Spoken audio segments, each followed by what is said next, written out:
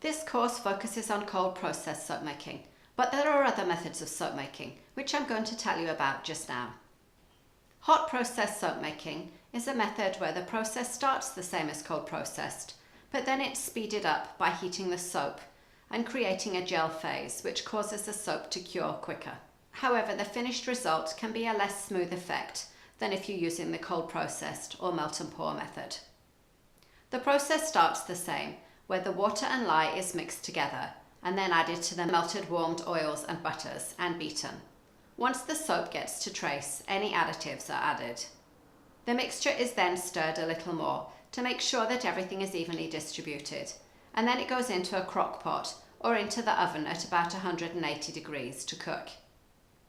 During the first 20 to 30 minutes, the mixture starts to heat, and it needs to be stirred often during this time.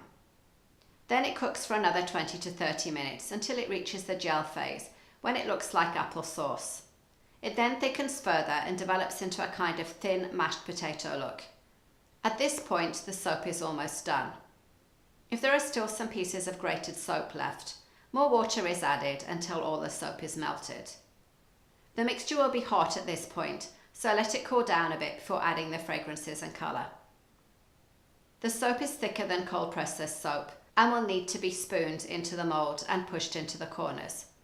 It will cure much quicker than cold processed soap and may only need 2 to 3 weeks to become a hard finished soap. The melt and pour soap making method involves using ready-made soap bases, which are usually glycerin based and vegetable derived. The base comes in transparent or opaque white. The bases can contain some extra ingredients such as goat's milk, shea butter, aloe vera, and hemp oil. You can also add some extra oils or butters, but only a small percentage or the soap will be soft.